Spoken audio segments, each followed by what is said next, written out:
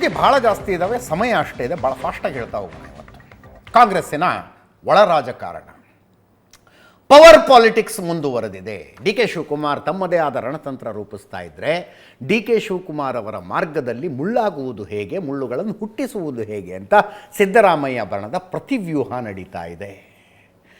D K Shivakumar ಮಾತಾಡೋದು ಕಡಿಮೆ, ಮಾತು ಮನೆ ಕೆಡಿಸ್ತು, ತೂತು ಒಲೆ ಕೆಡಿಸ್ತು ಅಂತ ಅವರಿಗೆ ಸ್ಪಷ್ಟವಾದ ಪರಿಕಲ್ಪನೆ ಇದೆ. ಅವಶ್ಯಕತೆ ಇದ್ದಾಗ, ಅನಿವಾರ್ಯತೆ ಇದ್ದಾಗ ಅವರು ಬಂದು ಮಾತಾಡ್ತಾರೆ. ಇದೆಲ್ಲ ಏಕಾಏಕಿ ಚರ್ಚೆ ಶುರುವಾಗಿರೋದು ಸತೀಶ್ ಜಾರಕಿಹೊಳಿ ಅವರ ಮನೆಯಲ್ಲಿ ಡಿನ್ನರ್ ಮೀಟಿಂಗಿಗೆ ಸಿದ್ದರಾಮಯ್ಯನವರ ನೇತೃತ್ವದಲ್ಲಿ 5 ಜನ ಸಚಿವರು ಸೇರಿದ ಮೇಲೆ.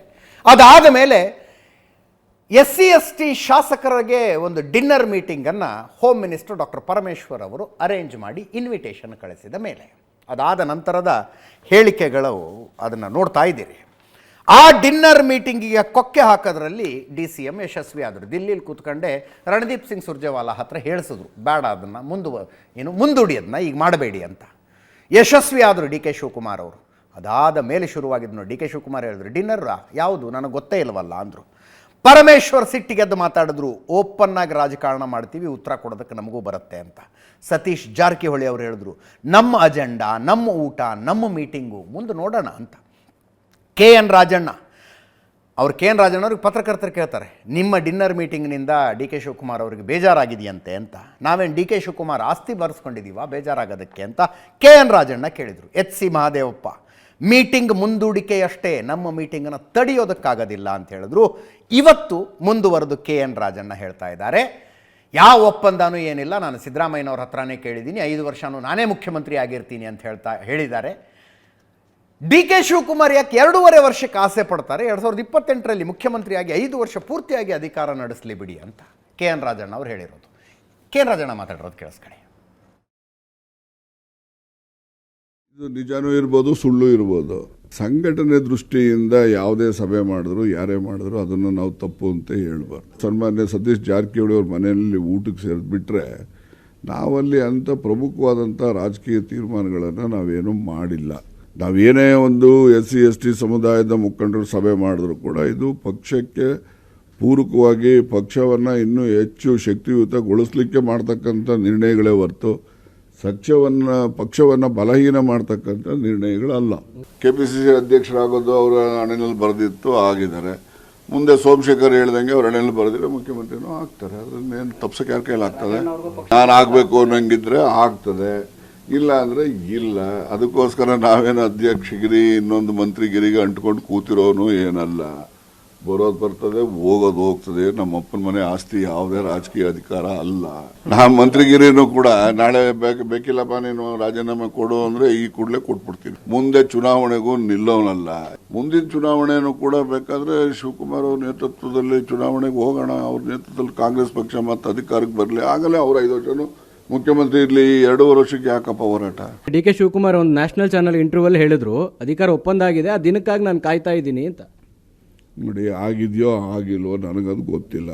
ಅಧಿಕಾರ ಒಪ್ಪಂದ ಆಗಿದ್ರೆ ಅದು ಮುಖ್ಯಮಂತ್ರಿ ಸಿದ್ದರಾಮಯ್ಯನವರು, ಹೈಕಮಾಂಡು ಮತ್ತು ಶಿವಕುಮಾರ್ ಅವರು ಅವ್ರುಗಳೆಲ್ಲ ಒಪ್ಪಂದ ಆಗಿದ್ದರೆ ನಮಗೇನು ಗೊತ್ತಿಲ್ಲ, ಅವರು ಹೇಳಿರೋದಿಲ್ಲ. ಅವರು ಒಂದು ನ್ಯಾಷನಲ್ ಚಾನಲ್ನಲ್ಲಿ ನಾನು ಸಮಯ ಕಾಯ್ತಾ ಇದ್ದೀನಿ, ಕಾಯ್ಲಿ, ನಮ್ಮದೇ ಅಡ್ಡಿ ಇಲ್ಲ. ಸಿದ್ದರಾಮಯ್ಯನವರು ಮತ್ತು ಇತರ ಭಾಳಷ್ಟು ಜನ ಸಚಿವರುಗಳು ಕೂಡ ನಾನು ನೋಡಿದ್ದೀನಿ. ಅವರೆಲ್ಲ ಹೇಳೋದೇನು ಆ ಥರ ಏನು ನಾನೇ 5 ವರ್ಷ ಅಂತ ಹೇಳಿದ್ದಾರೆ. ಸಿದ್ದರಾಮಯ್ಯನವರು ಹೇಳಿದ್ದಾರೆ, ಅದರಿಂದ ಅವ್ರದ್ದು ಹೇಳಿದ್ದಾರೆ, ಇವ್ರದ್ದು ಹೇಳಿದ್ದಾರೆ. ನೋಡೋಣ ಯಾರು ಸರಿ ಯಾವ್ದು ತಪ್ಪು ಅಂತ ಕಾಲ ನಿರ್ಣಯ ಮಾಡ್ತದೆ.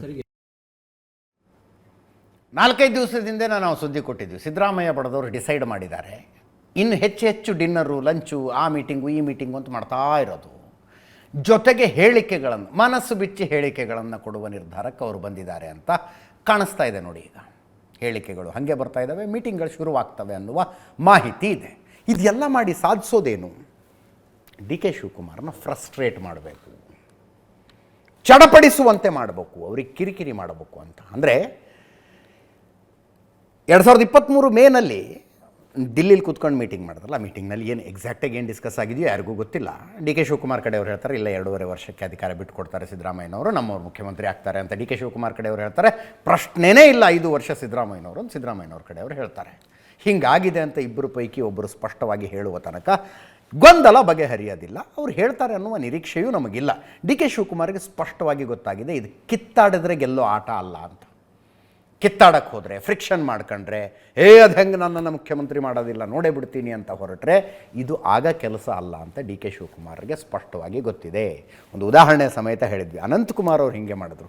ಮುಖ್ಯಮಂತ್ರಿ ಆಗೋದಕ್ಕೆ ಯಡಿಯೂರಪ್ಪನವರ ಜೊತೆಗೆ ತಿಕ್ಕಾಟಕ್ಕೆ ಬಿದ್ದು ಅವರ ಮುಖ್ಯಮಂತ್ರಿಯ ಕನಸೇ ಈಡೇರಲೇ ಇಲ್ಲ, ಅವರ ಕನಸೇ ಈಡೇರಲಿಲ್ಲ. ಆ ಮಿಸ್ಟೇಕ್ ಮಾಡಬಾರ್ದು ಅನ್ನುವ ತೀರ್ಮಾನಕ್ಕೆ ಡಿ ಕೆ ಶಿವಕುಮಾರ್ ಅವರು ಬಂದಿದ್ದಾರೆ. ಬೆಣ್ಣೆಯಲ್ಲಿ ಕೂದಲು ತೆಗೆದಂಗೆ ಈ ಸಮಸ್ಯೆನ ಬಗೆಹರಿಸ್ಕೋಬೇಕು ಅನ್ನೋದು ಅವರ ಲೆಕ್ಕಾಚಾರ.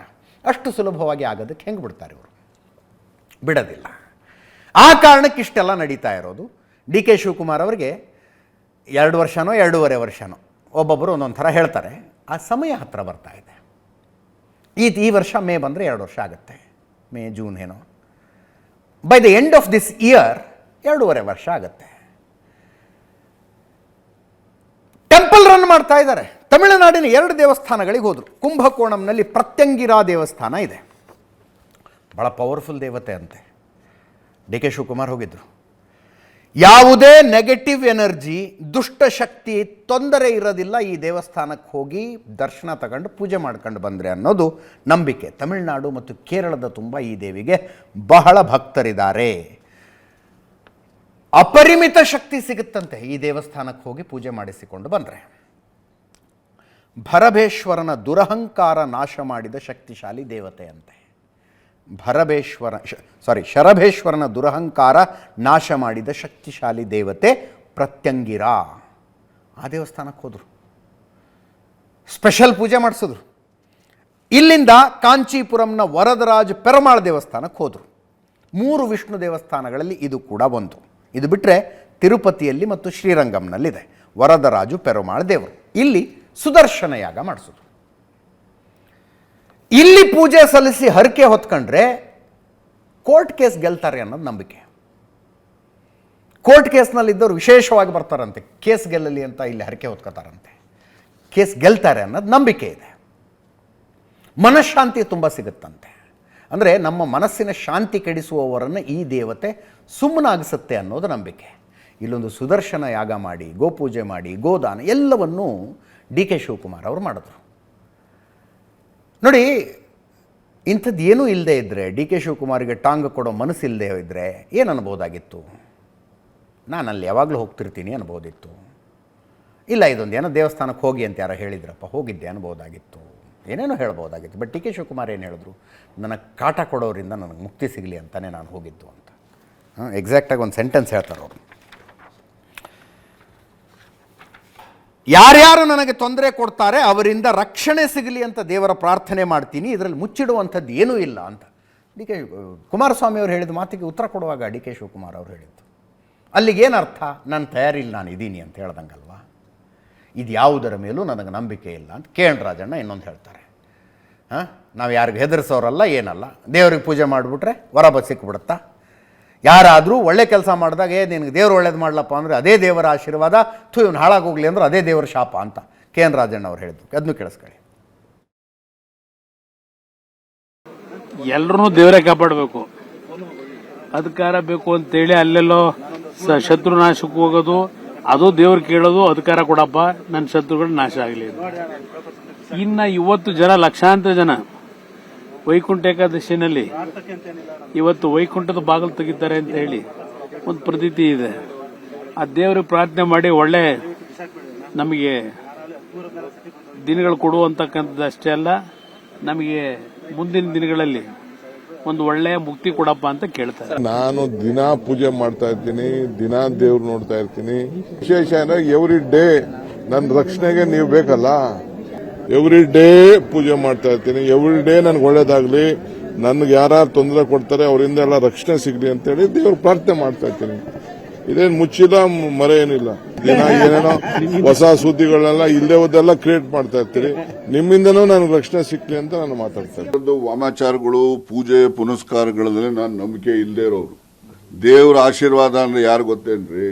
ನನ್ನ ಪ್ರಕಾರ ನೀವು ಯಾರಿಗಾದ್ರೂ ಒಬ್ಬ ಅಸಹಾಯಕನಿಗೆ ಸಹಾಯ ಮಾಡಿ, ಅವನು ಹೇಳ್ತಾನೆ, ಅಯ್ಯೋ ಯಾವನವನು ಮಾರಾಯನಪ್ಪ, ನಾನು ಒಳ್ಳೇದು ಮಾಡ್ದ, ಅವ್ನು ಒಳ್ಳೇದಾಗ್ಲಿ, ದೇವ್ರು ಒಳ್ಳೇದು ಮಾಡಲಿ ಅಂತ ಹೇಳ್ತಾರಲ್ಲ, ಅದೇ ನಿಜವಾದಂಥ ದೇವರ ಆಶೀರ್ವಾದ. ನೀವು ಯಾರಿಗಾದ್ರೂ ಅಸಹಾಯಕರಿಗೆ ನೀವು ಹಿಂಸೆ ಮಾಡಿ ಅವನು ಹೇಳ್ತಾನೆ ಇವನು ಯಾವನೋ ಅವನ ಮನೆ ಹಾಳಾಗ್ಲಪ್ಪ ಅಂತೇಳಿ ಹೆಣ್ಮಕ್ಳುಗಳು ಊರುಗಳಲ್ಲಿ ಮೆಟ್ಕೆ ಮುರಿತಾರಲ್ಲ, ಹಂಗೆ ಮುರಿದ್ರೆ ಅದೇ ನಿಜವಾದಂಥ ಶಾಪ. ನಾನು ಯಾರಿಗೂ ಭಯ ಪಡಿಸೋನಲ್ಲ, ನಾನು ಇರೋದನ್ನು ಹೇಳೋನು.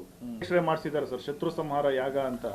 ಅರೆ ಅವರು ನಂಬಿಕೆ ಇದೆ ಮಾಡ್ತಾರಪ್ಪ, ಅದನ್ನ ತಪ್ಪು ನಾವೇ ಕೇಳೋಕೆ ಹೋಗ್ಲಿ. ಹಂಗಿದ್ರೆ ದೇವ್ರ ಪೂಜೆ ಮಾಡಿ ಎಲ್ಲ ಗಳಿಸಂಗೆ ಇದ್ರೆ ಎಲ್ಲರೂ ಹೋಗಿ ಕಳ್ದುಡ್ನವರೆಲ್ಲ ಹೋಗಿ ಅಲ್ಲೇ ಕೂತ್ಬಿಡೋರು ಪೂಜೆ ಮಾಡ್ಕೊಂಡು. ಲಾಸ್ಟ್ ಟೈಮು ಈ ರೀತಿಯ ಹೇಳಿಕೆಗಳ ಸರಮಾಲೆಗಳಿಂದ ಡಿ ಕೆ ಶಿವಕುಮಾರ್ಗೆ ಭಯಂಕರ ಕಿರಿಕಿರಿ ಆಗಿತ್ತು. ಲೋಕಸಭಾ ಚುನಾವಣೆಗಿಂತ ಮುಂಚೆ ಏನಂತಿದ್ರು ಇವರು, ಇನ್ನೂ 2-3 ಜನ ಡಿ ಸಿ ಎಮ್ಗಳಾಗಬೇಕು ಅಂತ ಶುರು ಮಾಡ್ಕೊಂಡ್ಬಿಟ್ಟಿದ್ರು. ಬರೀ ಒಕ್ಕಲಿಗರ ಡಿ ಸಿ ಎಮ್ ಆದರೆ ಒಕ್ಕಲಿಗರ ಓಟ್ಗಳು ಬರ್ತವೆ, ಒಬ್ಬ ಲಿಂಗಾಯತರನ್ನ ಮಾಡೋಣ, ಒಬ್ಬ ದಲಿತರನ್ನ ಮಾಡೋಣ, ಒಬ್ಬ ಅಲ್ಪಸಂಖ್ಯಾತರನ್ನ ಮಾಡೋಣ, ಅವಾಗ ಇನ್ನೂ ಜಾಸ್ತಿ ಓಟ್ಗಳು ಬರ್ತವೆ, ಲೋಕಸಭಾ ಚುನಾವಣೆಯಲ್ಲಿ ಹೆಲ್ಪ್ ಆಗುತ್ತೆ ಅಂತ ಒಂದು ಲಾಜಿಕ್ ಇಟ್ಕೊಂಡು ಶುರು ಮಾಡಿಬಿಟ್ಟಿದ್ರು. ಡಿ ಕೆ ಶಿವಕುಮಾರ್ ದಿಲ್ಲಿಗೆ ಹೋಗಿ ಯಾರ್ಯಾರನ್ನ ಭೇಟಿಯಾಗಿ ಅವರ ಮೂಲಕ ಆ ರೀತಿ ಹೇಳಿಕೆ ಕೊಡ್ತಾ ಇದ್ದವರೆಲ್ಲರಿಗೂ ಮಾತಾಡಿಸಿ ಅವರ ಮಾತುಗಳನ್ನು ಬಂದ್ ಮಾಡಿಸಿದ್ರು. ಈ ಸಲ ಹಂಗೆ ಮಾಡ್ತಾರಾ? ಈ ಸಲ ಹಾಗೆ ಮಾಡೋದ್ರಿಂದ ಇದು ಬಂದ್ ಆಗಬಹುದಾ? V don't no. ಅಕಸ್ಮಾತ್ ಇದು ಸ್ವಲ್ಪ ಮುಂದುವರಿತು ಅಂತ ಇಟ್ಕೊಳ್ಳಿ, ಇದು ಸಿನಿಮಾ ಆಗೋದಿಲ್ಲ, ಧಾರಾವಾಹಿ ಆಗುತ್ತೆ. ಇದು ಧಾರಾವಾಹಿ ಆಗುತ್ತೆ. ಡಿ ಕೆ ಶಿವಕುಮಾರ್ ಇದನ್ನು ಬಂದ್ ಮಾಡಿಸೋದಕ್ಕೆ ತುಂಬ ಸ್ಟರ್ನ್ ಆದ ಸ್ಟ್ರಿಕ್ಟ್ ಆದ ಸ್ಟೆಪ್ಗಳನ್ನು ತೆಗೆದುಕೊಳ್ಳದೆ ಹೋದರೆ, ಇನ್ನೊಂದು ಸಲ ಐ ಥಿಂಕ್ ಜಮೀರ್ ಅಹ್ಮದ್ ಖಾನ್ರ ವಿಷಯದಲ್ಲೂ ಏನೋ ಸಿಟ್ಟಿಗೆ ಅದು ಬಾಯಿ ಮುಚ್ಕೊಂಡಿರಬೇಕು ಅಂದಿದ್ರು ಡಿ ಕೆ ಶಿವಕುಮಾರ್. ಹಾಗೆ ಹೇಳಿದರೆ ಇದು ನಿಲ್ಲೋದಿಲ್ಲ. ಈ ಸಲ ಇವರು ಡಿಸೈಡ್ ಮಾಡ್ಕೊಂಡು ನಿಂತಿದ್ದಾರೆ, ಸಿದ್ದರಾಮಯ್ಯ ಬಣದವರು. ಬಾಯಿ ಮುಚ್ಕೊಂಡಿರ್ಬೇಕು ಅಂತ ಈ ಸಲ ಏನಾರು ಹೇಳಿದ್ರೆ ಯಾಕಯ್ಯ ಹಂಗಿರ್ಬೇಕು ಅನ್ನೋ ಲೆವೆಲಿಗೆ ಬಂದಿದ್ದಾರೆ. ಈ ಸಲ ದೆಹಲಿಯ ಮೂಲಕವೇ ಮದ್ದರಿಬೇಕು ಡಿ ಕೆ ಶಿವಕುಮಾರ್. ಹಾಗೆ ಮಾಡುವುದರಲ್ಲಿ ಯಶಸ್ವಿ ಆಗ್ತಾರಾ? ಇದು ಇಲ್ಲಿಗೆ ನಿಲ್ಲತ್ತಾ? We don't no.